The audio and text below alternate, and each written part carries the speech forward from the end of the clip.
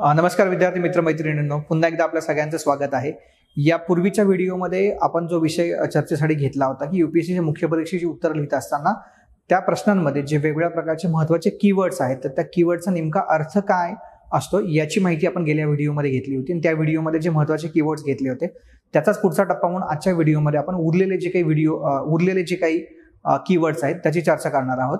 या कीवर्डची चर्चा करण्यापूर्वी 5 मिनिटांमध्ये आपण या पूर्वीच्या व्हिडिओमध्ये कोणत्या महत्त्वाच्या बाबींकडे लक्ष केंद्रित केलं होतं त्याचा आढावा घेत आणि मग आपण आपल्या कीवर्ड्सकडे जाऊया. त्यामध्ये मी तुम्हाला सगळ्यात एक महत्त्वाची गोष्ट त्याच्यामध्ये अशी सांगितली होती की आपल्याला यूपीएससीची मुख्य परीक्षा कोण पास होऊ शकतो, जो विद्यार्थी चांगलं लिहू शकतो. आणि चांगलं लिहिणं म्हणजे काय, तर चांगलं लिहिण्याचा एवढाच अर्थ होतो की आपल्याला दिलेल्या प्रश्नाचं उत्तर दिलेल्या वेळेमध्ये दिलेले शब्द मर्यादेमध्ये लिहिणं अपेक्षित आहे. आणि ते जर आपल्याला करायचं असेल तर आपल्या लेखनाचा वेग किती असायला पाहिजे, आपण एका पेजेसमध्ये किती शब्द लिहायला पाहिजे, एका ओळीमध्ये किती शब्द लिहून आपण ते कसे काउंट करायला पाहिजेत, या सगळ्याची माहिती मी आपल्याला दिली होती. आणि मला असं वाटतं की तुम्ही जर तो घरी तुमच्या लायब्ररीमध्ये किंवा तुम्ही तसा घरी प्रयोग केला असेल तर एका ओळीमध्ये तुम्ही किती शब्द लिहित आहात, एका पेजमध्ये किती शब्द लिहित आहात आणि साधारणतः 150 शब्दांचं उत्तर आपल्याला जर लिहायचं असेल तर आपल्याला किती पेजेस खर्च करावे लागणार आहेत, 200 शब्दांचं किंवा 250 शब्दांचं उत्तर लिहायचं असेल तर काय करावं लागणार आहे हे पण आपण त्याच्यामध्ये पाहिलं होतं. किंबहुना मी तुम्हाला तसं सुचवलं होतं आणि तुम्ही तसा सराव करणं अपेक्षित आहे. त्याचबरोबर मी तुम्हाला उत्तराच्या बाबतीमध्ये 3 महत्त्वाचे मुद्दे सांगितले होते. त्यातला पहिला महत्त्वाचा मुद्दा मी जो आपल्याला सगळ्यांना आवर्जून सांगितला होता त्यामध्ये उत्तराचा पहिला जो मुद्दा आहे तो होता फॉर्मॅटचा. फॉर्मॅटमध्ये मग उत्तराचा कुठलाही फॉर्मॅट असू शकतो जो आपल्या शैलीशी निगडीत असू शकतो. दुसरा मुद्दा कंटेंटचा असू शकतो. कंटेंटचा अर्थ तुम्ही त्या प्रश्नाचं नेमकं अचूक कंटेंट लिहित आहात का नाही. आणि तिसरा मुद्दा एनरिचमेंटचा आहे. एनरिचमेंटचा अर्थ असा होतो की त्याच्यामध्ये तुम्ही जे लिहित आहात त्याचं अधिकाधिक चांगल्या प्रकारे सादरीकरण कसं करता येऊ शकेल, ज्याच्यामध्ये तुम्ही फ्लोचार्ट वापरू शकता, मॅपचा वापर करू शकता, काही डायग्राम तुम्हाला काढता येतील, काही तुम्हाला उदाहरणं वापरता येतील, काही केस स्टडीज त्याच्यामध्ये टाकता येतील, काही आकडेवारी किंवा फॅक्ट्स आहेत त्याचा पण तुम्हाला त्यामध्ये वापर करता येईल. तर ते उत्तराच्या बाबतीमध्ये पण मी बोललो होतो. आणि त्याच्यानंतर आपण मग ते कोणते कीवर्ड्स आहेत त्याची माहिती घ्यायला सुरुवात केली होती. त्याच सिरीजमध्ये त्याच सिक्वेन्समध्ये पुढचे जे कीवर्ड्स आहेत ते आपण घेणार आहोत. तुम्हाला जी PDF मी दाखवतो त्याच्यामध्ये पहिले जे 10 कीवर्ड्स आहेत त्याची चर्चा आपण पूर्ण केलेली आहे. आजच्या या व्हिडिओमध्ये आपण 10च्या पुढचे जे आहेत त्याची चर्चा सुरू करणार आहोत. त्यातला सगळ्यात महत्त्वाचा जो पहिला कीवर्ड आपल्याला त्याच्यामध्ये एक्सपेक्टेड त्यातला जो पुढचा जो कीवर्ड आहे तो आहे डिफाईन. तो काय आहे? डिफाईन. आता डिफाईन म्हणजे काय, तर टू डिफाईन म्हणजे एखाद्या गोष्टीचे स्वरूप, आवाका आणि अर्थ स्पष्ट करणं. डिफाईनचा साधा मराठीमधला अर्थ व्याख्या असा होतो. त्यामध्ये आपल्याला काय करायचं आहे, त्या गोष्टीचा संपूर्ण अर्थ त्याचे सार उत्तरामध्ये मांडायचं आहे. या प्रश्नांमध्ये विद्यार्थ्यांनी विचारल्या गेलेल्या गोष्टीचा अचूक अर्थ सांगणे अपेक्षित आहे. ओके. जर एकाच मुद्द्याचे अनेक अर्थ आणि व्याख्या अस्तित्वात असतील तर त्याचा देखील आपला आवर्जून उल्लेख करावा लागेल. आता उदाहरणादाखल आपल्याला घ्यायचं झालं तर डिफाईन ऑप्टिकल फ्रिक्वेन्सी कॉम ची व्याख्या लिहा आणि त्याची कोणती 3 कार्य स्पष्ट करा. आता हा प्रश्नाचा इंग्रजी प्रश्न आहे, त्याचं मराठी भाषांतर करून आपल्या सगळ्यांच्या सोयीसाठी इथं ठेवलेला आहे. डिफाईन ऑप्टिकल फ्रिक्वेन्सी कॉम फुल स्टॉप. त्याची कोणतीही 3 कार्य स्पष्ट करा. Explain any 3 functions of optical com असा इंग्रजीमधला प्रश्न असेल त्याचं ते मराठी भाषांतरण आहे. की अजून आपण सोयीसाठी म्हणालो तर डिफाईन कॉन्स्टिट्यूशन, संविधानाची व्याख्या करा. तर संविधानाच्या अनेक व्याख्या असू शकतात, त्यामधल्या काही व्याख्यांचा तुम्ही रेफरन्स घेऊ शकता आणि त्यामध्ये जी ठळक व्याख्या तुम्हाला महत्त्वाची वाटते किंवा तुम्हाला त्याच्यामध्ये संविधानाचं सगळं सार सामावलेलं आहे असं वाटतं तर ती व्याख्या सर्वप्रथम तुम्ही लिहू शकता. बऱ्याचदा अशा प्रकारच्या डेफिनेशनचं उत्तर लिहित असताना एखादी समजा विज्ञानामधली संकल्पना असेल, पर्यावरणामधली संकल्पना असेल तर एखाद्या अभ्यासकाने ती संकल्पना शोधून काढलेली असते किंवा त्या अभ्यासकाने त्याची व्याख्या केलेली असते. तर अशा वेळी तुम्हाला त्या अभ्यासकाचं नाव घेऊन त्यांनी काय व्याख्या केलेली आहे हे पण तुम्हाला त्याच्यामध्ये सांगावं लागेल. उदाहरणादाखल आपण घ्यायला गेलो तर फायनर नावाचे एक अभ्यासक आहे, त्यांनी दबाव गटांची व्याख्या केलेली आहे. तर तुम्ही तुमच्या उत्तरामध्ये असं नमूद करू शकता की फायनरच्या मते दबाव गट म्हणजे काय, तुम्हाला त्याच्यामध्ये त्याचं पुढचं उत्तर लिहिता येईल. बऱ्याचदा काही व्याख्या वेगवेगळ्या रिपोर्ट्समध्ये असू शकतात, वेगवेगळ्या रिसर्च रिपोर्ट्समध्ये असू शकतात. तर अशा व्याख्या लिहित असताना तुम्ही त्याचा रिसर्च रिपोर्टचा किंवा त्याचा पण संदर्भ घेऊन तुम्ही उत्तरामध्ये ती व्याख्या करण्याचा प्रयत्न करू शकता. तर ह्याला काय म्हटलेलं आहे, तर ह्याला म्हटलेलं आहे टू डिफाईन. अशा प्रकारचा एखादा दुसरा प्रश्न तुम्हाला त्याच्यामध्ये असू शकतो. समजा एखादा दुसरा प्रश्न जर डिफाईन अशा आशयाने आला असेल तर तुम्हाला हे लक्षात ठेवावं लागेल की असा प्रश्न तुम्हाला बारकाईने वाचावा लागेल, वारंवार वाचून त्याच्यामध्ये डिफाईनचा कंपोनंट किती लिहायचा आहे, तुमच्या शब्द मर्यादेमध्ये तुम्हाला डिफाईनला किती शब्द लिहावे लागणार आहे याचा तुम्ही अंदाज घ्यायला पाहिजे. आणि त्याच्यानंतर त्याचा उपप्रश्न जो आहे त्याच्याकडे तुम्ही जास्त लक्ष केंद्रित करायला पाहिजे. कारण एखाद्या प्रश्नाचं उत्तर जर तुम्हाला 150 शब्दांमध्ये लिहायचं असेल तर त्या 150 शब्दांचं उत्तर लिहित असताना तुम्ही पूर्ण 150 शब्द त्याची डेफिनेशन लिहू शकत नाही. मग त्याच्यामध्ये त्याचा उपप्रश्न काय आहे ते पण तुम्हाला ठरवावं लागेल. समजा त्याच्यामध्ये त्याच्या जोडीला जर एखादा उपप्रश्न असेल तर त्याच्या अनुषंगाने त्याच्या शब्दांची विभागणी करावी लागेल. आता उदाहरणादाखल आपण जर बघितलं डिफाईन ऑप्टिकल फ्रिक्वेन्सी कॉम आहे आणि what are explain any 3 functions of it. आणि हा प्रश्न जर आपल्याला 150 शब्दांसाठी लिहायचा असेल तर 3 फंक्शन्स आहेत ते साधारणतः तुम्ही 90 शब्दांमध्ये एक्सप्लेन करू शकता. प्रत्येक फंक्शन्सला तुम्ही 30 शब्दांची वेळ शब्द मर्यादा जर दिली असेल तर, आणि साधारणतः डिफाईन ऑप्टिकल फ्रिक्वेन्सी कॉमला तुम्ही 30 ते 40 शब्द देऊ शकता. 30 ते 40 शब्द आणि 90 असं जर तुम्ही कॅल्क्युलेशन केलं तर साधारणतः तुम्ही 120 ते 130 शब्दांपर्यंत पोहोचू शकता. 5 ते 10 शब्दांचा इंट्रोडक्शन असू शकतं, 5 ते 10 शब्दांचा कन्क्लुडिंग रिमार्क असू शकतो. तर अशा पद्धतीने आपल्याला डिफाईन या प्रश्नाचं उत्तर लिहिता येऊ शकेल. आपल्याला याची काळजी घ्यावी लागेल की डिफाईन सोबत कोणता पुढचा उपप्रश्न जोडलेला आहे ते आपण बघायला पाहिजे. आता डिफाईन बरोबरच अजून एक महत्त्वाचा जो कीवर्ड आपल्या वेगळ्या प्रश्नांमध्ये असतो तो आहे डिस्क्राईब. आणि अगेन मी तुम्हाला म्हणेन की हा कॉमन आहे. हा कॉमन आहे म्हणजे काय, बऱ्याचशा प्रश्नांमध्ये आपल्याला डिस्क्राईब हा कीवर्ड आलेला दिसतो. आता डिस्क्राईबमध्ये काय म्हटलेलं आहे, तो डिस्क्राईब म्हणजे प्रश्नात विचारलेल्या मुद्द्यांची सखोल माहिती देणे. आपल्याला माहिती कशी द्यायची आहे, सखोल द्यायची, म्हणजे थोडक्यात खोलात जाऊन आपल्याला त्याची माहिती पुरवायची आहे. उपलब्ध असलेली सर्व माहिती पुरवणे अपेक्षित आहे. अर्थात ही माहिती पुरवताना विद्यार्थ्यांनी योग्य त्या प्राधान्यक्रमाने मुद्द्यांची मांडणी करणे गरजेचं आहे. कसं करायला पाहिजे, योग्य त्या प्राधान्यक्रमामध्ये. याचा अर्थ काय होतो, डिस्क्राईबमध्ये तुम्हाला जी माहिती उपलब्ध करून द्यायची आहे त्याच्यामध्ये सर्वप्रथम जी महत्त्वाची माहिती आहे ती प्रथम लिहायला पाहिजे. त्याच्यानंतर जी माहिती आहे, समजा जी दुय्यम माहिती आहे किंवा कमी महत्त्वाची माहिती आहे ती तुम्हाला नंतरच्या टप्प्यामध्ये लिहावी लागेल, असा अर्थ त्या डिस्क्राईबचा होतो. सो थोडक्यात डिस्क्राईब म्हणजे काय, सखोल माहिती द्या. आता उदाहरणादाखल आपण जर प्रश्न घेतला, भारतीय राष्ट्रीय उपग्रह प्रणालीच्या महत्त्वपूर्ण वैशिष्ट्यांचे वर्णन करा किंवा त्याची वैशिष्ट्ये सांगा. Describe important characteristic of Indian satellite system, असा जर प्रश्न असेल तर तुम्हाला जे कॅरेक्टरिस्टिक आहे त्याच्या अनेक कॅरेक्टरिस्टिक असू शकतात, 5 असू शकतात, 10 असू शकतात, 15 असू शकतात. त्यातले जे महत्त्वाचे आहेत जे आपण आपल्या शब्द मर्यादेमध्ये बसवू शकतो हे तुम्हाला त्याच्यामध्ये नमूद करावं लागेल. तर असा एक कॉमन कीवर्ड आहे, तो कुठला आहे, डिस्क्राईब अशा अर्थाने आहे. आता या डिस्क्राईब सोबत जर मी थोडंसं आपण पुढं गेलो तर तुम्हाला लक्षात येईल डिस्कस नावाचा एक शब्द आहे. कुठला आहे, डिस्कस. ह्या डिस्कस सोबत अजून आपण थोडंसं पुढं गेलो तर एलॅबोरेट पण आहे. काय आहे, एलॅबोरेट. एलॅबोरेट नावाचा एक महत्त्वाचा कीवर्ड आहे. आणि अजून आपण थोडंसं पुढं गेलो तर हा पण एक कॉमन कीवर्ड आपल्याला ह्याच्यामध्ये आलेला दिसतो. तो कोणता आहे, तर तो एक्सप्लेन अशा अर्थाने. तो कोणत्या अर्थाने आहे, एक्सप्लेन. मग एलॅबोरेट, डिस्कस, एक्सप्लेन हे जे कीवर्ड्स आहेत ते बऱ्याचदा आपल्याला सिमिलर वाटू शकतात आणि ते बऱ्याचदा खऱ्या अर्थाने सिमिलर पण आहेत. थोडासा त्यातला जो बारकावा आहे तो आपल्याला लक्षात घ्यायचा. जर आपण तो बारकावा लक्षात घेऊ शकलो तर एखाद्या प्रश्नाला डिस्क्राईब करा असं जेव्हा म्हटलं जातं, एक्सप्लेन करा असं म्हटलं जातं किंवा डिस्कस करा असं म्हटलं जातं तर त्याच्यामध्ये नेमकं काय लिहायला पाहिजे हे आता आपल्याला लक्षात घ्यायचं आहे. ओके, आता बघा याच्यामध्ये डिस्कस असा एक कीवर्ड आहे. तर डिस्कसचा अर्थ काय होतो, चर्चा करा. डिस्कस म्हणजे काय आहे, चर्चा करायची आहे. आपल्याला कशाची चर्चा करायची आहे, तर उपस्थित केलेल्या मुद्द्याबाबत खोलात जाऊन लिहिणं अपेक्षित. कसं लिहायचं आहे, खोलात जाऊन लिहायचं. त्याच्या आधीचा जो डिस्क्राईब होता त्याच्यामध्ये पण आपण काय करतोय, त्याची खोलात जाऊन माहिती देण्याचा प्रयत्न करतोय. खोलात जाऊन लिहिणे आणि त्या मुद्द्याशी संबंधित विविध बाजू आणि भूमिका याच्याविषयी माहिती पुरवणं आहे. खरं तर सगळ्यात सोपा प्रश्न राहिला कुठला असेल तो डिस्कस अशा अर्थाने आहे. बऱ्याचदा जेव्हा तुम्ही अभ्यास करता तेव्हा तुमच्या सगळ्या अभ्यासाच्या स्ट्रॅटेजीमध्ये कॉमन स्ट्रॅटेजी असते की आपण ग्रुप डिस्कशन करायला पाहिजे. आता आपण ग्रुप डिस्कशन करायला पाहिजे म्हणजे काय करायला पाहिजे, तर आपण 4-5 जण एकत्र येतो, काही प्रश्न घेतो, काही संकल्पना घेतो आणि त्याच्या सगळ्या बाजूंनी प्रकाश टाकण्याचा प्रयत्न करतो. आणि म्हणून याच्यामध्ये म्हटलं की त्याच्या विविध बाजू आणि विविध भूमिका याविषयी तुम्हाला माहिती पुरवायची आहे. म्हणजे एक्झॅक्टली जेव्हा तुम्ही ग्रुप डिस्कशन करत असता, उदाहरणार्थ तुम्ही प्रिएम्बल विषयी ग्रुप डिस्कशन करता तर प्रिएम्बलमध्ये काय महत्त्वाचे कीवर्ड्स आहेत, त्याच्याशी संबंधित कोणकोणत्या केसेस आहेत, त्याचा आपल्याला नेमका काय उपयोग होतो, ते प्रिएम्बल कसं तयार झालं, हे सगळं तुम्ही त्याच्यामध्ये डिस्कस करतात. तेच तुम्हाला इथे शब्दबद्ध करायचं आहे. त्यामुळे डिस्क्राईबमध्ये पण तुम्हाला सखोल माहिती द्यायची आहे, त्याचबरोबर तुम्हाला डिस्कसमध्ये पण ती माहिती पुरवणं अपेक्षित आहे. थोडासा अल्पसा फरक असू शकतो जो तुम्हाला सरावातून लक्षात येऊ शकेल.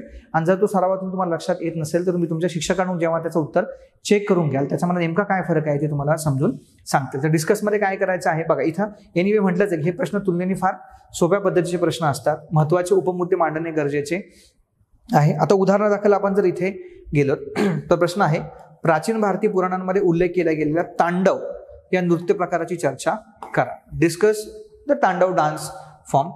भारताच्या स्वातंत्र्य लढ्यामध्ये अजून एक वेगळा प्रश्न इथं दिलेला आहे.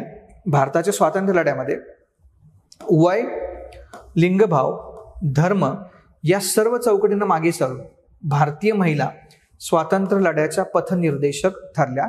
चर्चा करा. आता 2 प्रश्न घेतलेले आहेत. आता तांडव नृत्य प्रकाराची चर्चा करायची असेल तर तांडव नृत्य प्रकार काय आहे, तो कधी सुरू झाला, तो भारतीय पुराणांमध्ये त्याचा उल्लेख कुठे कुठे आढळतो, त्याच्यामुळं काय झालं, त्याचे काही फायदे होते का, त्याचे काही तोटे होते का, तर या सगळ्यांची आपल्याला चर्चा करणं अपेक्षित आहे. याचा अर्थ त्याच्याविषयी आपण आवश्यक ती सगळी माहिती द्यायला पाहिजे. किंवा दुसरा प्रश्न तुम्ही घेतला, भारताच्या स्वातंत्र्य लढ्यामध्ये वय, लिंगभाव, धर्म या सर्व चौकटींना मागे सारून भारतीय महिला स्वातंत्र्य लढ्याच्या पथनिर्देशक ठरल्या. म्हणजे काय, तर भारतीय स्वातंत्र्य लढ्यामध्ये महिलांचं योगदान कसं होतं त्याची आपल्याला चर्चा करायची आहे, पण ती कुठल्या मर्यादांच्या संदर्भात करायची आहे. तर त्या काळामध्ये वय, लिंग, धर्म या सर्व मर्यादा त्या महिलांवरती असताना देखील कशा प्रकारे महिला या सगळ्या स्वातंत्र्य लढ्याच्या चळवळीमध्ये अग्रेसर ठरल्या याची आपल्याला चर्चा करायची. याचा अर्थ ह्या महिला कोण होत्या, त्यांची शैक्षणिक पार्श्वभूमी काय होती, सामाजिक पार्श्वभूमी काय होती, त्यांनी ह्या अडथळ्यांवरती कशी मात केली हे एक्सप्लेन करून आपल्याला हे सांगायचं की त्यांनी भारतीय स्वातंत्र्य चळवळीमध्ये काय योगदान दिलं आणि त्याचा आपल्याला काय फायदा झाला. म्हणजे केवळ आपल्याला ह्या गोष्टी सांगून थांबायचं नाही, ह्याच्यावरती त्यांनी कशी मात केली आणि त्याच्याबरोबर त्यांनी स्वातंत्र्य चळवळीमध्ये कसं योगदान दिलं आणि हेच आपल्याला डिस्कसमध्ये करणं अपेक्षित आहे. हाच प्रश्न एक्सप्लेन अशा अर्थाने असेल तर तुम्हाला ह्याच गोष्टी कराव्या लागतील. थोडंफार त्याचं ओरिएंटेशन बदलू शकतं, त्या ओरिएंटेशनमध्ये नेमका काय फरक आहे तुम्ही एखादं उत्तर लिहा, तपासून घ्या, तेव्हा तुम्हाला तो अलगदपणे लक्षात येईल. तर असा हा सगळ्यात सोपा अशा प्रकारचा कीवर्ड आहे डिस्कस. जर तुम्हाला चॉईस असेल आणि तुम्हाला चॉईस 2-3 कीवर्ड्स पैकी एक कीवर्डचं उत्तर लिहायचं असेल तर मी तुम्हाला सगळ्यांना रिकमेंड करेल की मी डिस्कस हा कीवर्ड घेऊन त्याचं उत्तर लिहायला पाहिजे किंवा डिस्कसवाला प्रश्न आपण निवडायला पाहिजे, कारण तो लिहायला सगळ्यात सोपा आहे. त्याचा आधीचा एक प्रश्न जो आहे तो पण आपण थोडासा बघूया. तो आहे डिफरन्शिएट किंवा डिस्टिंग्विश. कोणता आहे डिफरन्शिएट किंवा डिस्टिंग्विश? गेल्या व्हिडिओमध्ये आपण कंपेअर आणि कॉन्ट्रास्ट पाहिलं होतं. आपल्याला आठवत असेल तर बघा, कंपेअर आणि कॉन्ट्रास्ट. आपण जे कंपेअर आणि कॉन्ट्रास्ट पाहिलं होतं त्याच्याशी निगडीत कुठला आहे, डिफरन्शिएट आणि डिस्टिंग्विश. म्हणजे ते कंपॅरिझन जे होतं ना तेच कशा अर्थाने आहे, डिफरन्शिएट किंवा डिस्टिंग्विश अशा अर्थाने आहे. तुम्ही इथं बघू शकता भिन्नत्वाचे मुद्दे तुम्हाला अधोरेखित करावे लागतील. 2 मुद्द्यांमधील फरक आणि विरोधाभासाचे मुद्दे मांडणे अपेक्षित आहे. आपण कंपेअर आणि कॉन्ट्रास्टमध्ये साधारणतः याच धर्तीवरती याची चर्चा केली होती. तुम्ही तो व्हिडिओ बघा किंवा तो मुद्दा वाचून घ्या, तुम्हाला तो नेमका फरक काय आहे लक्षात येईल. असा एक महत्त्वाचा कीवर्ड आहे डिफरन्शिएट आणि कुठला, डिस्टिंग्विश अशा अर्थाने. त्याच्यानंतर आपण पुढच्या महत्त्वाच्या कीवर्डकडे जाणार आहोत. तो आहे एलॅबोरेट. तो कोणता आहे, एलॅबोरेट. ओके, आता हा एलॅबोरेट नावाचा जो कीवर्ड आहे त्याच्यामध्ये काय म्हटलं पहा, विस्तारपूर्वक तपशील मांडायचा आहे. विस्ताराने मांडायचं म्हणजे थोडंसं जे आपण एक्सप्लेन केलेलं आहे किंवा त्याच्या आधी आपण जी चर्चा केली साधारणतः तपशीलवार त्याची मांडणी करणं अपेक्षित आहे. प्रश्नामध्ये उपस्थित केलेल्या मुद्द्याची सखोल आणि योग्य स्वरूपातली माहिती पुरवायची आहे. प्रश्नात विचारलेल्या मुद्द्याबाबत त्यांच्या जवळ असलेली सर्व माहिती विद्यार्थ्यांनी द्यायला पाहिजे. माहितीचे अनेक पदर आणि अनेक अंग आपण त्याच्यामध्ये उलगडून दाखवायला पाहिजे. थोडक्यात एक्सप्लेन जो मगाशी आपण बघितला ना, explain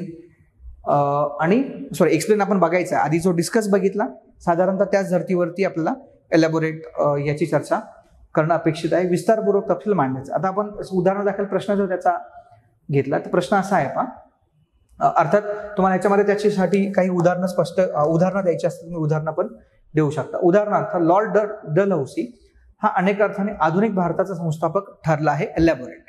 so elaborate the Lord Dalhousie हा कशा अर्थाने आधुनिक भारताचा संस्थापक ठरलेला आहे हे आपल्याला काय करायचंय, तपशिलासह स्पष्ट करायचं. तपशिलासह स्पष्ट करायचं म्हणजे काय, तो काय होता, त्यांनी काय योगदान दिलं, त्यांनी रेल्वेमध्ये काही योगदान दिले का, पोस्टामध्ये काही योगदान दिलेलं आहे का, त्यांनी भारतामध्ये सार्वजनिक बांधकामासाठी काही योगदान दिलेलं आहे का, असं त्यांनी जे काही केलं असेल ते तुम्हाला ह्याच्यामध्ये सविस्तर सांगायचं आहे. त्याचबरोबर त्यांनी ज्या गोष्टींची सुरुवात केली त्याच्यामुळे भारतीय जनमानसावरती काय चांगला परिणाम झाला आणि कशा अर्थाने भारताची निर्मिती आधुनिकतेकडे होत गेली किंवा आधुनिकतेकडे आपली वाटचाल होत गेली याचा तपशील आपल्याला यामध्ये प्रोव्हाइड करायचा आहे. म्हणजे काय, थोडक्यात आपल्याला त्याची तपशीलवार अतिशय मुद्देसूद मांडणी करायची आहे आणि जिथे शक्य तिथे आपल्याला त्याची उदाहरणं पण द्यावी लागतील. तुम्ही जर म्हटलं लॉर्ड डलहौसीने असं केलं उदाहरणार्थ, मग तुम्हाला लगेच उदाहरण देऊन ते स्पष्ट करावं लागेल. कारण लॉर्ड डलहौसीने जे केलं त्याच्यामुळे भारतीय जनमानसावरती चांगला परिणाम झाला. उदाहरणार्थ लगेच तुम्ही उदाहरण देऊन ते एक्सप्लेन करू शकता. मग तुम्ही जो एलॅबोरेट हा मुद्दा म्हणत आहात त्या मुद्द्याला आपल्याला योग्य तो न्याय देता येऊ शकेल. साधारणतः इल्युसिडेट पण साधारणतः तशाच अर्थाने आहे. इल्युसिडेटमध्ये पण आपल्याला गोष्टी एक्सप्लेन करायच्या आहेत. फक्त इल्युसिडेटमध्ये आपल्याला काय करायचं आहे तर त्याची सुलभ मांडणी करायची, म्हणजे सोप्या शब्दात मांडण्याचा प्रयत्न करायचा आहे. म्हणजे थोडक्यात त्याला छोट्या छोट्या तुकड्यांमध्ये डिवाइड करायचं आहे. असं इल्युसिडेटमध्ये करणं अपेक्षित आहे. इथं म्हटलंच आहे की एखादा मुद्दा कसा मांडायचा आपल्याला सोप्या शब्दांमध्ये मांडायचा आहे. प्रश्नात विचारलेल्या मुद्द्यावरती भर देऊन व्हॉट, हाऊ अशा संबंधित प्रश्नांची उत्तरे देणे अपेक्षित आहे. साधारणतः आपण जे WH क्वेश्चन्स म्हणतो ना, what, how, when, where, why, हे जे आहेत या प्रश्नांची उत्तर देण्याचं काम आपण इल्युसिडेटच्या माध्यमातून करू शकतो. उदाहरणादाखल आपण जर घेतला, गेल्या काही वर्षात भारत आणि जपान यांच्यातील आर्थिक संबंध वाढीस लागले आहेत. भारताचे अनेक देशांबरोबरचे आर्थिक संबंध अलीकडच्या काळामध्ये वाढीस लागलेल्या आपल्याला दिसतात. मात्र ज्या क्षमतांनिशी ही वाढ होणे अपेक्षित आहे त्यापेक्षा ही वाढ मर्यादित स्वरूपाची आहे. याला कारणीभूत धोरणात्मक मर्यादांचे स्पष्टीकरण करा. So elucidate what are the responsible factors. मग तुम्हाला सांगावं लागेल व्हाय असं का होत आहे, हाऊ असं कोणत्या पद्धतीने होत आहे, वेअर कुठल्या फील्डमध्ये होत आहे, इकॉनॉमिक्सच्या फील्डमध्ये होत आहे, व्हॉट कोणकोणत्या क्षेत्रांमध्ये होते. ह्या सगळ्या प्रश्नांचे उत्तर तुम्ही इथे देण्याचा प्रयत्न करायला पाहिजे. जेव्हा तुम्ही ह्या 5 WH क्वेश्चनचे उत्तर देण्याचा इथे प्रयत्न करता त्यावेळेस तो इल्युसिडेट नावाचा जो कीवर्ड इथे मेन्शन केलेला आहे तर त्या प्रश्नाचं उत्तर आपण खूप चांगल्या पद्धतीने मांडू शकतो. तर असा हा इल्युसिडेट आहे. हा सुद्धा डिस्कस सारखाच सोपा आहे कारण त्याच्यामध्ये आपण सिम्पली काय करायचं आहे तर WH प्रश्नांचे उत्तर देण्याचा प्रयत्न करायचा आहे. त्याच्यानंतर अजून एक महत्त्वाचा कीवर्ड जो बऱ्याचशा प्रश्नपत्रिकांमध्ये असतो, विशेषतः तिसऱ्या पेपरमध्ये किंवा जे थोडेसे सायन्स बेस्ड आहेत त्या पेपरमध्ये असतो, तो कुठला आहे, इन्युमरेट आहे. आता इन्युमरेटची काय चर्चा होते. इन्युमरेट म्हणजे काय करायचं आहे, इन्युमरेट मध्ये थोडक्यात तुम्हाला नंबर्स टाकून म्हणजे क्रमाने किंवा 1 2 3 4 5 अशा अर्थाने त्याची चर्चा करायची आहे. इन्युमरेट म्हणजे उत्तरातील मुद्द्यांची एकामागून एक अशी मांडणी करायची. उत्तरातला हा पहिला मुद्दा, उत्तरातला हा दुसरा मुद्दा, उत्तरातला हा तिसरा मुद्दा, किंवा इन्युमरेट द रिझन्स असं जर असेल तर तुम्हाला सांगावं लागतील 1 2 3 4 5. आता लक्षात ठेवा इन्युमरेट मध्ये काय करायचं आहे, आपल्याला त्याची मांडणी करायची आहे आणि अर्थात ही मांडणी तुम्हाला यादी पद्धतीने न करता काहीशी विस्तृतपणे पण करणे गरजेचे आहे. आता बघा या वाक्याचा अर्थ काय होतो, म्हणजे 1 2 3 4 5 अशी यादी न बनवता, म्हणजे अशी यादी तर बनवायचीच आहे नो डाऊट, पण यादी बनवताना ह्या मुद्द्यामध्ये काय आहे थोडंसं एक्सप्लेन करा, 2 नंबरच्या मुद्द्यामध्ये काय आहे थोडंसं एक्सप्लेन करा, 3 नंबरच्या मुद्द्यामध्ये काय थोडंसं एक्सप्लेन करा, असं इन्युमरेटमध्ये अपेक्षित आहे. आणि अर्थात फक्त इन्युमरेट असाच कीवर्ड असेल आणि तो प्रश्न असेल आणि साधारणतः 150 शब्दांमध्ये आपल्याला लिहायचं असेल तर आपण केवळ त्याची यादी केली तर ती पुरेशी असणार नाही. कारण तुम्ही फक्त यादी केली तर आपली जी शब्द मर्यादा आहे ती आपण गाठू शकणार नाही. त्यामुळे यादी करण्यासोबतच त्या प्रत्येक मुद्द्याला तुम्हाला काहीतरी सपोर्टिंग एक्सप्लेनेशन त्याचं द्यावं लागेल. तर हा पण तसा तुलनेने सोपा अशा प्रकारातला कीवर्ड आहे ज्याला आपण काय म्हणालो आहोत, ज्याला आपण न्यूमरेट असं म्हणालो आहोत. त्याच्या जोडीला पुढचा जो कीवर्ड आहे तो एक्सप्लेन अशा प्रकारातला आहे, इव्हॅल्युएट अशा प्रकारातला आहे. कुठल्या प्रकारातला आहे तो, इव्हॅल्युएट अशा प्रकारातला आहे. इव्हॅल्युएटला मराठीमध्ये आपण म्हणतो मूल्यांकन. इव्हॅल्युएटला मराठीमध्ये काय म्हणतो, मूल्यांकन. ओके, आता मूल्यांकन बघा, आता इव्हॅल्युएट आणि एक्झामाइन हे दोन्ही तुम्हाला जवळचे वाटू शकतात. इव्हॅल्युएट आणि एक्झामाइन हे दोन्ही जवळचे वाटू शकतात. बघा इव्हॅल्युएटमध्ये काय म्हटलेलं आहे, आपण जो याच्यापूर्वी असेसमेंट बघितला होता ना, पहिलाच कीवर्ड जो होता ना असेस, तर तोही सिमिलर आहे. असेस आणि इव्हॅल्युएट हे जवळपास कशा आहेत, सारखे आहेत. या प्रश्नामध्ये मुद्द्याच्या दोन्ही बाजूंचा अभ्यास करणं अपेक्षित आहे. आपण काय करायचं आहे, दोन्ही बाजूंचा अभ्यास करायचा आहे. दोन्ही बाजू त्यांचे फायदे तोटे मांडणे, त्याच्या मागची आपली भूमिका स्पष्ट करणे अपेक्षित आहे. ओके, दोन्ही बाजू मांडायचे. आपण असेसमेंटमध्ये पण तेच केलं होतं. मी तुम्हाला प्रश्नपत्रिकेचं उत्तरपत्रिकेचं उदाहरण देऊन सांगितलं होतं की कशा प्रकारे त्याची असेसमेंट केली जाते. इव्हॅल्युएट पण साधारणतः तेच आहे, दोन्ही बाजूंचा तुम्हाला अभ्यास करायचा आहे आणि आपली भूमिका स्पष्ट करणे अपेक्षित आहे. म्हणजे इव्हॅल्युएट करायचं म्हणजे काय करायचं तुम्हाला, तर तुम्हाला आपली भूमिका आहे, पॉझिटिव्ह काय आहेत, निगेटिव्ह काय आहेत, तुमचं कन्क्लुजन. आपली भूमिका याचा अर्थ इथे काय आहे, तुम्हाला कन्क्लुजन करावं लागेल. उदाहरणादाखल आपण जर प्रश्न घेतला, 20व्या शतकाच्या सुरुवातीच्या काळात भारतीय समाज व भारतीय राजकारण प्रभावित करणाऱ्या 3 प्रमुख स्त्री संघटनांच्या प्रभावाचे मूल्यांकन करा. प्रश्न बारकाईने वाचणं गरजेचं आहे. प्रश्न काय आहे, 20व्या शतकाच्या सुरुवातीच्या काळामध्ये भारतीय समाज व भारतीय राजकारण प्रभावित करणाऱ्या 3 प्रमुख स्त्री संघटनांच्या प्रभावाचे मूल्यांकन करा. आता नीट ऐका, आपल्याला मूल्यांकन कशाचं करायचंय, त्या 3 स्त्री संघटनांचं करायचं नसून त्या स्त्री संघटनाने कोणता प्रभाव टाकला त्याचं करायचंय. इथे प्रश्न बारकाईने वाचणं अपेक्षित आहे. बऱ्याच विद्यार्थ्यांची प्रश्न वाचताना गफलत होते आणि ते काय करतात, ते त्याच्यावेळी फक्त कोणत्या 3 स्त्री संघटना आहेत त्याची यादी करतात किंवा त्याची चर्चा करत राहतात. प्रश्न कशा संबंधी आहे, तर त्यांच्या प्रभावाशी संबंधित आणि तुम्हाला त्या प्रभावाचं मूल्यांकन करायचं. तर प्रभावाचं मूल्यांकन करायचं म्हणजे काय करायचंय, अर्थ तुम्हाला दोन्ही बाजू सांगणं अपेक्षित आहे. तो प्रभाव सकारात्मक कसा होता हे तुम्हाला सांगावं लागेल. त्या प्रभावाला काही मर्यादा होत्या का हे पण तुम्हाला सांगावं लागेल आणि शेवटी तुम्हाला त्याचं कन्क्लुजन करावं लागेल. लक्षात आलं. त्यामुळे प्रश्न बारकाईने वाचायचा आणि त्याच्या दोन्ही बाजू सांगून आपल्याला आपल्या कन्क्लुजन पर्यंत पोहोचायचं आहे. मग तुम्ही म्हणाल एक्झामाइनमध्ये काय करायचं आहे, तर एक्झामाइन आणि इव्हॅल्युएटमध्ये बघा, एक्झामाइनमध्ये परीक्षण करायचं. एक्झामाइनमध्ये काय करायचं आहे, परीक्षण करायचं आहे. मुद्द्याचे सर्वांगीण परीक्षण करणे अपेक्षित आहे जेणेकरून त्याचे योग्य स्वरूप मांडणे शक्य होईल. मी जर तुम्हाला इव्हॅल्युएट आणि एक्झामाइन सोप्या शब्दात करून सांगायला गेलो तर इव्हॅल्युएट आणि एक्झामाइनमध्ये दोन्ही गोष्टी करायच्या आहेत. त्याच्यामध्ये आपल्याला दोन्ही बाजू मांडायचे, पॉझिटिव्ह बाजू मांडायचे, निगेटिव्ह बाजू मांडायचे. पण नेमका फरक इव्हॅल्युएट आणि एक्झामाइनमध्ये काय येतो, तर इव्हॅल्युएटमध्ये तुम्हाला तुमची भूमिका मांडायची आहे, एक्झामाइनमध्ये तशी तुम्हाला तुमची भूमिका मांडण्याची गरज नाही किंवा तुम्हाला तशा प्रकारचं कन्क्लुजन मांडण्याची गरज नाही. ओके, सर्वांगीण परीक्षण करून त्याची योग्य स्वरूपामध्ये मांडणी करायची आहे. त्याच्यामध्ये प्रश्न बघा तुमच्या लक्षात येईल. काय प्रश्न आहे, 2014 साली अफगाणिस्तानात कार्यरत असणाऱ्या आंतरराष्ट्रीय सुरक्षा सहाय्यक फौजा माघारी बोलवण्याचा प्रस्ताव विचाराधीन आहे. या फौजा माघारी बोलवल्यास त्या प्रांताच्या सुरक्षा रचनेसमोर आव्हान निर्माण होईल. याच पार्श्वभूमीवरती भारतापुढील सुरक्षा आव्हानामध्ये भर पडणार आहे. त्यामुळे भारताने धोरणात्मक हितसंबंध जपणे अत्यंत गरजेचे आहे. थोडासा मोठा प्रश्न आहे, या मुद्द्याचे योग्य परीक्षण करा. योग्य परीक्षण करा म्हणजे काय, त्याच्या दोन्ही बाजू तुम्हाला मांडाव्या लागतील. तर कुठल्या दोन्ही बाजू मांडायच्या आहेत, तर या पार्श्वभूमीवरती भारताच्या सुरक्षा आव्हानामध्ये कोणती भर पडणार आहे. मग त्याच्यामध्ये सुरक्षा आव्हानांना काही गोष्टी नकारात्मक पद्धतीने पण सामोरे जाव्या लागणार आहेत, सकारात्मक पद्धतीने पण सामोरे जाव्या लागणार. आणि हे कशामध्ये येतं, एक्झामाइनमध्ये येतं. थोडंसं कन्फ्युजन दूर हो म्हणून मी अजून थोडं सोप्या शब्दात सांगण्याचा प्रयत्न करतो. इव्हॅल्युएट आणि एक्झामाइन मध्ये तुम्हाला दोन्ही गोष्टी सारख्याच सांगायच्या आहेत. फक्त इव्हॅल्युएशनमध्ये तुम्हाला एक तिसरी गोष्ट एक्स्ट्रा सांगायची आहे, ती म्हणजे काय, स्वतःची भूमिका. म्हणजे तुम्हाला त्याच्याविषयी काय वाटतं, by looking at both sides, positive negative जर तुम्ही मांडत असाल तर दोन्हीकडे बघताना तुम्हाला काय वाटतं हे तुम्हाला कशामध्ये मांडायचं आहे, हे तुम्हाला त्या इव्हॅल्युएटमध्ये मांडायचं. एक्झामाइनमध्ये त्याचं मांडण्याची गरज नाही.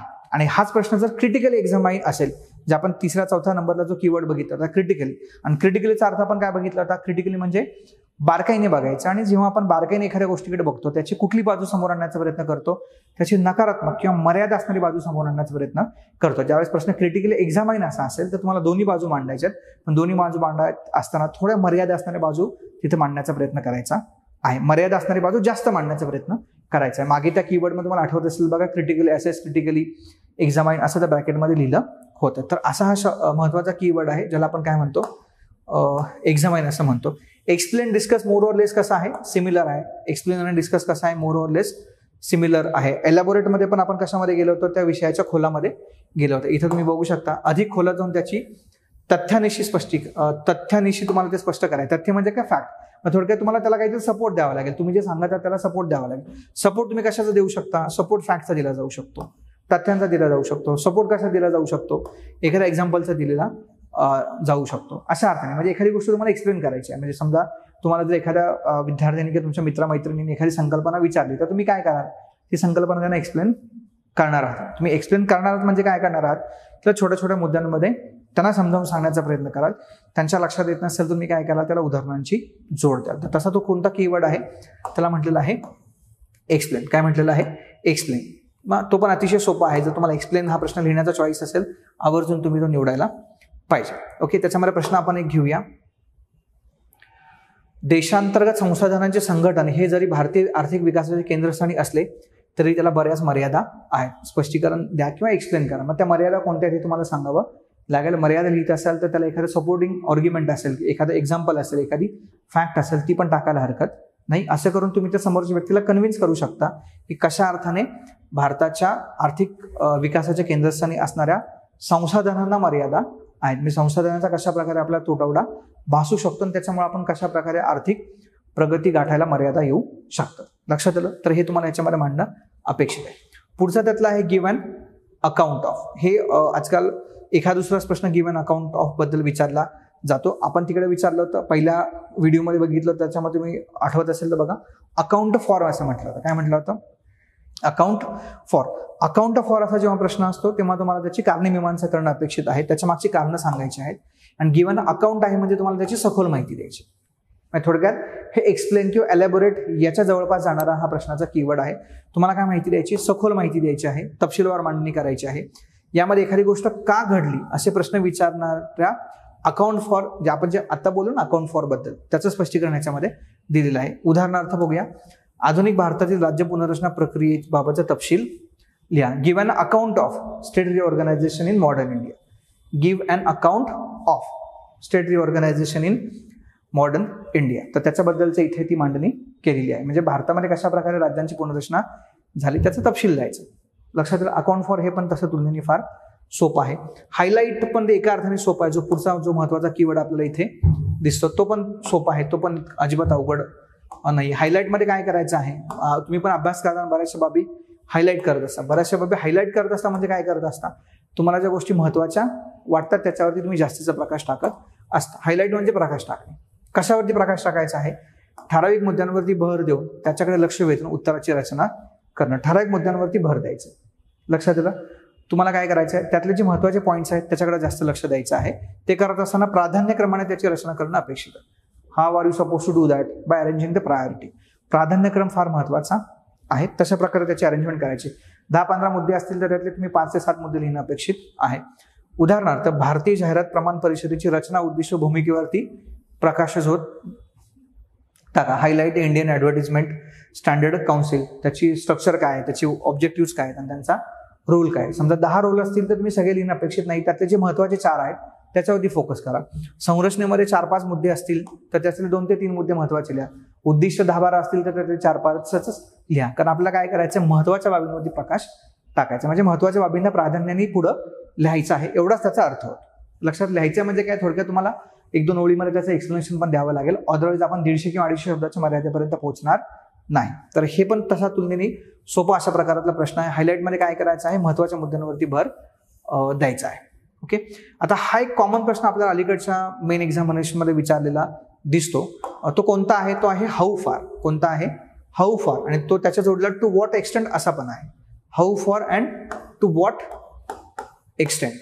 How far and to what extent. Okay. म्हणजे काय, तर विद्यार्थ्यांना अशा प्रश्नांमध्ये एक ठोस आणि सुस्पष्ट भूमिका मांडणे अपेक्षित आहे. ही भूमिका मांडताना तुम्हाला काय करायचं आहे, विरोधी भूमिका अथवा बाजू देखील अस्तित्वात आहेत याचे भान देखील ठेवावं लागेल. म्हणजे काय, इथं तुम्हाला काय करावं लागेल, सर्व दाव्यांचा अभ्यास करणे आणि ते मांडणे आवश्यक ठरते.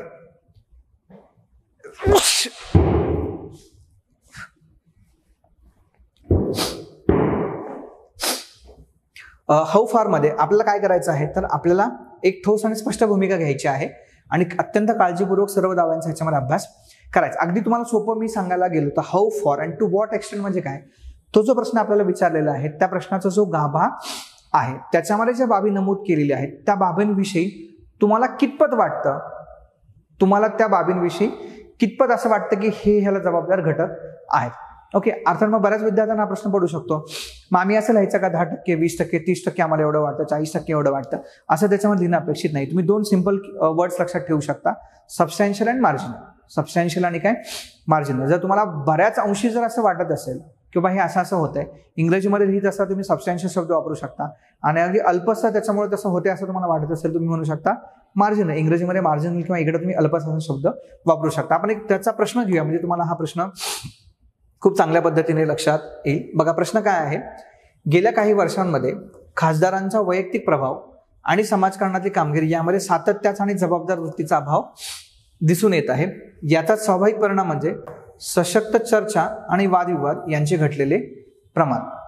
आपण यासाठी एका वेगळ्या दृष्टिकोनातून करण्यात आलेल्या पक्षांतरबंदी कायद्याला कोणत्या मर्यादेपर्यंत कारणीभूत ठरू शकतो. म्हणजे टू व्हॉट एक्सटेंट जे म्हटलेलं आहे म्हणजे कोणत्या मर्यादेपर्यंत, म्हणजे या प्रश्नाचा जो काही आशय आहे तो खासदारांची वर्तणूक आणि पक्षांतरबंदी कायदा यांच्यातल्या परस्पर सहसंबंधांविषयी बोलतो. इथं खासदारांची जी काही वर्तणूक होत आहे त्याला पक्षांतरबंदीचा कायदा कितपत जबाबदार आहे, म्हणजे हाऊ फार ऑर टू व्हॉट एक्सटेंट. मग त्या खासदारांची जी काही वर्तणूक होत आहे ती जर पक्षांतरबंदी कायद्यामुळे होत असेल तर ती कितपर्यंत होत आहे, कुठपर्यंत होत आहे, याच्याविषयी तुम्हाला काय वाटतं हे तुम्ही त्याच्यामध्ये मांडायला पाहिजे. मग जर तुम्हाला असं वाटत असेल की पक्षांतरबंदी कायद्यामुळेच ही खासदारांची वर्तणूक आहे ती प्रभावित झालेली आहे आणि बऱ्याच अंशी तेच कारण आहे, तर तुम्ही म्हणू शकता to a great extent or substantially पक्षांतरबंदी कायद्यामुळे खासदारांची वर्तणुकीवर परिणाम झालेला आहे. जर तुम्हाला असं वाटत असेल की पक्षांतरबंदी कायदा त्याला जबाबदार नाही तर तुम्ही म्हणू शकता to lesser extent or marginal किंवा अल्पसा परिणाम हा पक्षांतरबंदी कायद्यामुळे त्यांच्या वर्तणुकीवरती झालेला दिसून येऊ शकतो. लक्षात घ्या. सो टू व्हॉट एक्सटेंटचा अर्थ काय, कोणत्या मर्यादेपर्यंत. हा पण प्रश्न लिहायला सोपा आहे. त्याच्यामध्ये तुम्हाला कोणतीही आकडेवारी 10%, 20% मला असं वाटते असं लिहायचं अपेक्षित नसून हे 2 कीवर्ड तुम्ही लक्षात ठेवले, सबस्टॅन्शियल, मार्जिनल किंवा to great extent or to lesser extent, तुम्हाला ह्या प्रश्नाचं उत्तर लिहिता येणार आहे. लक्षात दिलं. तर हे त्याच्यामध्ये आहे. त्याच्यानंतरचा पुढचा जो महत्वाचा कीवर्ड आहे तो इलुस्ट्रेट अशा अर्थाने आहे. इलुस्ट्रेट म्हणजे उदाहरणाचं स्पष्टीकरण द्यायचं. मला वाटतं ह्याच्या आधी पण ह्याच्याविषयी आपण बोललेलो आहोत. इलुस्ट्रेशन म्हणजे एक्झाम्पल. लक्षात ठेवा, इलुस्ट्रेशन म्हणजे काय? एक्झाम्पल. तुम्हाला जो प्रश्न विचारलेला आहे त्याला जर इलुस्ट्रेट हा कीवर्ड जोडला असेल तर तुम्हाला डेफिनेटली काय करायचं आहे, तर तुम्हाला डेफिनेटली त्याचं एक्झाम्पल द्यायचं आहे. इलुस्ट्रेशनचं उत्तर हे उदाहरणाशिवाय पूर्ण होऊ शकत नाही. तेव्हा as soon as you find the word illustrate in your question you are suppose to write example. That's all. तुम्हाला त्याच्यामध्ये काय लिहायचे, त्याची उदाहरणं लिहायचे. तुम्ही मराठी ट्रान्सलेशन जर त्याचं बघितलं पहा, भारत पाकिस्तान संबंधांवरती जो खालचा प्रश्न आहे पहा इथे, भारत पाकिस्तान संबंधांवरती नेहमीच आतंकवादी कारवाया आणि अधिकारी पातळीवर अविश्वासाच्या वातावरणाची छाया राहिलेली आहे. दोन देशांमधील संबंध सुधारण्यासाठी खेळ आणि विविध सांस्कृतिक कार्यक्रम यासारख्या सॉफ्ट पॉवर तंत्राचा कितपत उपयोग होईल, उदाहरण स्पष्ट करा. इलुस्ट्रेट कीवर्ड काय आहे? इलुस्ट्रेट. याचा अर्थ तुम्हाला काय देणं अपेक्षित आहे, त्याचं उदाहरण देणं अपेक्षित आहे. तुम्हाला जे काही त्या उत्तरामध्ये मांडायचं आहे त्याला सपोर्ट कशाचं करायचं आहे, तर त्या उदाहरणाचं करायचं आहे. ओके. अजूनही त्याच्यामधला महत्वाचा कीवर्ड आहे तो आहे जस्टिफाय. तो कोणता आहे?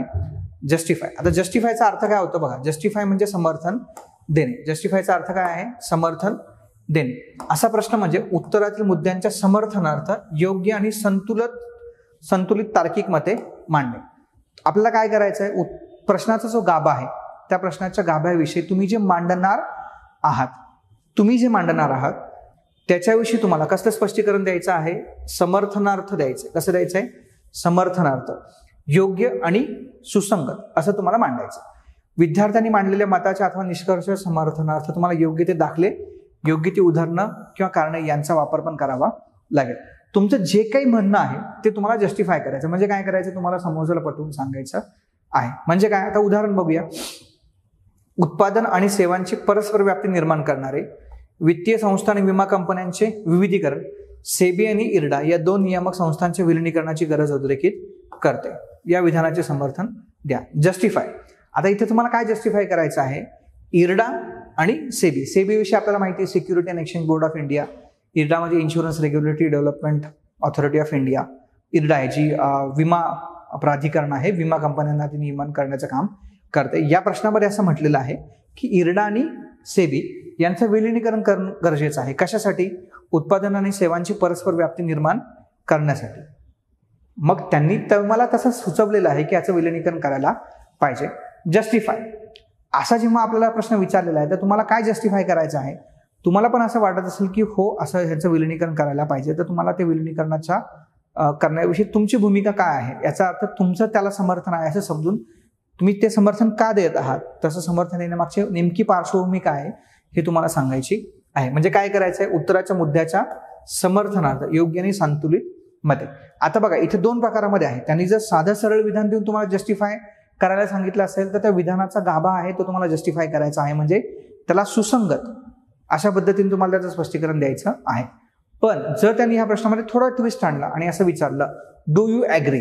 तुम्ही ह्या मताशी सहमत आहात का? Question mark. समजा हाच प्रश्न असा असेल, विलिनीकरणाची गरज अधोरेखित करते. Do you agree? तुम्ही सहमत आहात का? आणि again question mark and justify. आता तुम्ही सहमत आहात याचं उत्तर काय असू शकतं? हो आम्ही सहमत आहोत. त्याचं उत्तर असू शकतं आम्ही सहमत नाही. मग तुम्ही त्याला जस्टिफाय करायचंय. जो स्टँड तुम्ही घेतलेला आहे, तुम्ही म्हणत असाल हो आम्ही सहमत आहोत, मग जस्टिफाय करा. तुम्ही जर म्हटलं आम्ही सहमत नाही तर जस्टिफाय करा. लक्षात दिलं? जर डू यू ॲग्री वगैरे असा प्रश्नामध्ये जर शब्द विचारलेला नसेल तर तुम्हाला प्रश्नामध्ये जे दिलेलं आहे त्याला जस्टिफाय करायचं. आणि जर डू यू ॲग्री जर विचारला असेल तर तुम्हाला तुमची भूमिका जस्टिफाय करायची आहे. हे तुम्ही ह्या जस्टिफायच्या केसमध्ये लक्षात ठेवा. आणि हे पण तसं तुलनेने सोपं आहे. हा पण लिहिणं इतकंसं अवघड नाही. अर्थात या सगळ्याला तुम्हाला सरावाची जोड द्यावी लागणार. It is easier sed than असं म्हटलं जातं. तुम्ही जितका त्याचा सराव कराल तितकं तुम्हाला त्याचा फायदा होणार आहे. आउटलाईनमध्ये एक महत्त्वाचा मुद्दा, आता अलीकडे आउटलाईनचे प्रश्न फार विचारले जात नाहीत, पण आउटलाईनमध्ये काय करायचं आपल्याला? सारांश रूपाने मुद्द्यांची मांडणी करायची आहे. म्हणजे महत्त्वाचे मुद्दे ठळकपणे तुम्हाला मांडायचे. आउटलाईन, हायलाईट हे मोर ऑर लेस सिमिलर आहे. महत्त्वाच्या मुद्द्यांची वैशिष्ट्ये मांडायची आहेत. अतिरिक्त स्पष्टीकरण टाळायचं आहे. What you are suppose to avoid excessive information. तुम्हाला एक्सेसिव्ह गोष्टी त्याच्यामध्ये सांगायच्या नाहीये. स्ट्रिंग ऑफ पल्स म्हणजे नक्की काय? या योजनेचा भारतावरती होणारा परिणाम स्पष्ट करा. ठीक आहे. या योजनेचा सामना करण्यासाठी भारताने कोणती कृती कार्यक्रम आखलेला आहे त्याविषयीचा आराखडा सांगा. थोडक्यात सांगायचं आहे. आउटलाईन करायचे, महत्त्वाचे मुद्दे त्यामध्ये मांडायचे आहेत. अलीकडे अशा प्रकारचे प्रश्न फारसे विचारले जात नाहीत, पण एखादा दुसरा प्रश्न डेफिनेटली विचारला जातो. आउटलाईनमध्ये तुम्हाला महत्त्वाच्या बाबी सांगायच्या आहेत. हायलाईट सारखंच आहे, फक्त हायलाईटमध्ये तुम्हाला काय करायचं आहे, प्राधान्याने महत्त्वाच्या बाबी सांगायच्या. आउटलाईनमध्ये त्यातल्या ठळक बाबी तुम्हाला सांगायच्या. ओके. रिव्ह्यूमध्ये काय, तर्कशुद्ध स्पष्टीकरण. रिव्ह्यूचा साधा सिंपल मराठीमधला अर्थ होतो आढावा घेणे. काय अर्थ होतो, आढावा घ्यायचा. कशाचा आढावा घ्यायचा, तर प्रश्नामध्ये उपस्थित केलेल्या मुद्द्यांचे तर्कशुद्ध स्पष्टीकरण आणि मूल्यमापन करायचं आहे. महत्त्वाच्या मुद्द्यांचे अवलोकन परीक्षण करणे गरजेचे ठरते. तर तुम्हाला फक्त त्याचं एक्सप्लेनेशन द्यायचं नाही, केवळ वर्णन करायचं नाहीये. तर तिथं म्हटल्यावर मुद्द्याचे कठोर आलोचना आणि मूल्यमापन करणं अपेक्षित आहे. एखादी गोष्ट आपण रिव्ह्यू करतो. तुम्ही क्रिकेटमध्ये बघितलं असेल DRS म्हणजे काय, रिव्ह्यू आहे. पंचांनी काहीतरी निर्णय दिलेला आहे, त्याचा परत रिव्ह्यू घेतलेला आहे. याचा परत रिव्ह्यू घेतलेला आहे याचा अर्थ तुम्हाला काय करायचं आहे, तर बॉलरनी बॉल टाकला, बॅट्समननी बॉल अडवला, एवढं सांगायचं नाहीये. तर तुम्हाला काय सांगायचं आहे, तो खरंच आउट झालाय का, LBW झालाय का, कॅच घेतला गेला आहे का, नो बॉल होता की नाही. म्हणजे तुम्हाला काय करायचं आहे, कठोर आलोचना आणि मूल्यमापन करायचं आहे आणि त्याच्यावरती डिसिजन द्यायचं आहे. लक्षात घ्या. सो जसं क्रिकेटमधल्या रिव्ह्यूमध्ये केलं जातं तसं प्रश्नामध्ये जो रिव्ह्यू शब्द वापरलेला आहे त्याच्या आधारे तुम्हाला काय करायचं, फक्त त्याचं वर्णन करायचं नसून त्यातल्या मुद्द्यांचे कठोर आलोचना आणि मूल्यमापन करायचं. जसं क्रिकेटचं DRS उदाहरण दिलं, DRS मध्ये तो त्याच्यामध्ये मग बॅट आणि बॉलचा टच झाला आहे की नाही हे ते रिप्लायमध्ये बघितलं जातं. आवाजाचा ते फ्रिक्वेन्सी मॅप आपण जो बघतो ना, फ्रिक्वेन्सी त्याच्यामध्ये आवाज जनरेट होतो की नाही, हे काय कठोर आलोचना घ्यावं, त्याचं मूल्यमापन आहे. म्हणजे बॅट आणि बॉलचं कनेक्शन झालं आहे का नाही, नंतर बॉल स्टंपवरती जातो की नाही ह्याची पण कठोर आलोचना केली जाते आणि मग निर्णय दिला जातो. म्हणजे मी क्रिकेटचं उदाहरण तुम्हाला फक्त मुद्दा स्पष्ट व्हावा म्हणून देत आहे. याचा अर्थ रिव्ह्यूमध्ये आपल्याला काय करायचं आहे, महत्त्वाच्या मुद्द्यांचं स्पष्टीकरण तुम्हाला द्यायचं आहे. हे सगळं करत असताना कठोर आलोचना किंवा मूल्यमापन म्हणजे थोडक्यात त्याची जी टीकात्मक बाजू आहे ती पण तुम्हाला त्याच्यामध्ये सांगायची आहे. पण अलीकडं रिव्ह्यू सारखे प्रश्न फारसे विचारलेले दिसत नाहीत किंवा हा कीवर्ड आपला विचारलेला फारसा आढळत नाही. पुढचा त्यातला आहे सायलेंट फीचर्स. सायलेंट फीचर्स म्हणजे अत्यंत महत्त्वाची वैशिष्ट्य. हा पण एक कॉमन अशा प्रकारला, इव्हन तुम्ही कॉलेजेसच्या एक्झामिनेशनमध्ये पण silent features of something and something असा हा प्रश्न लिहिला असेल. PCPNDT कायदा 94 त्याची 2003 मधली कायदा दुरुस्ती याची वैशिष्ट्ये लिहा. List the silent features of PCPNDT act and amendment done in 2003. महत्त्वाची बाबी तुम्हाला त्याच्यामध्ये सांगायचं. हा पण अत्यंत सोपा आहे. सायलेंट फीचर्स महत्त्वाची वैशिष्ट्य तुम्हाला त्याच्यामध्ये एक्सप्लेन करायची आहेत. सिग्निफिकन्स हा एक पुढचा कीवर्ड आहे. सिग्निफिकन्स म्हणजे महत्त्व. प्रश्नामध्ये उपस्थित केलेल्या मुद्द्याचे महत्त्व पटवून द्या. एखाद्या उत्तरामध्ये एखादा मुद्दा का आणि कशा प्रकारे महत्त्वाचा आहे ते पटवून दिले पाहिजे. त्याचं प्रश्नाचं म्हणजे त्याचं उदाहरण इथे दिलेलं आहे. किंवा आपण एक सोपं उदाहरण घेऊया. What is the significance of preamble किंवा write a short note on significance of preamble. तर प्रिॲम्बल काय आपल्या सगळ्यांना माहिती आहे. सिग्निफिकन्स म्हणजे काय, महत्त्व. प्रिॲम्बलचं महत्त्व काय आहे तर तुम्हाला त्याच्यामधल्या ठळक बाबी सांगाव्या लागतील. प्रिॲम्बलमुळे आपण काय करू शकतो. तर हा कशाचा मुद्दा आहे, तर हा सिग्निफिकन्सचा मुद्दा आहे. This is the point of significance. लक्षात आलं. तर तो सिग्निफिकन्स आहे म्हणजे थोडक्यात तुम्हाला महत्त्वाच्या बाबी त्याच्यामध्ये सांगायच्या आहेत. सबस्टॅन्शिएट पण आहे पहा. सबस्टॅन्शिएटमध्ये आपल्याला काय करायचं आहे, मुद्द्याच्या समर्थनार्थ काही दाखल्याने उदाहरण देणं अपेक्षित आहे. मगाशी आपण जस्टिफाय जे बघितलं ना, जस्टिफाय. सो सबस्टॅन्शिएट हे कशाशी सिमिलर आहे, substantiate is similar to justify. Okay. फक्त तुम्हाला इथं काय करायचं आहे, सबस्टॅन्शिएटमध्ये तुम्हाला समर्थनार्थ काही दाखले किंवा उदाहरणे द्यायची आहे. लक्षात आलं. मग तुम्ही जी भूमिका घेत आहात तर त्याला तुम्हाला काय करायचं आहे, सपोर्ट करायचा आहे. तुम्हाला तो सपोर्ट कशाच्या माध्यमातून करायचा आहे, काही दाखल्याने उदाहरण देऊन, जेणेकरून आपला मुद्दा बरोबर आहे हे पटवून देणे सोपे जाईल.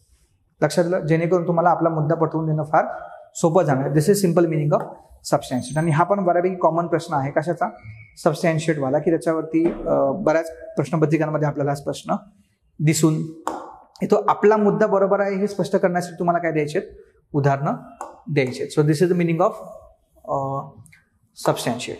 पुढचा त्यातला जो महत्त्वाचा मुद्दा आहे तो आहे समराईज. महत्त्वाचा कीवर्ड आहे तो कोणता आहे, समराईज. समराईज म्हणजे काय, तर गोषवाला. समराईज म्हणजे काय, गोषवाला. आता 31 नंबरचा हा जो ट्रेस कीवर्ड आहे त्याच्यानंतर आता कुठले कीवर्ड्स आहे PDF मध्ये नाहीत. तर कदाचित मी काय करेल, तर समराईज करेल. समराईज करेल म्हणजे काय, 1 ते 31 कीवर्ड्समध्ये काय सांगितलंय हे मी सांगण्याचा प्रयत्न करेल अत्यंत कमीत कमी शब्दांमध्ये. तोच त्या समराईजचा मिनिंग आहे. अशा प्रश्नांमध्ये उपस्थित विषयासंबंधी आढावा घेणारे प्रमुख मुद्दे मांडणे अपेक्षित. What are you suppose to do, प्रमुख मुद्दे मांडायचे. कुठले मुद्दे मांडायचे, प्रमुख मुद्दे मांडायचे आहेत.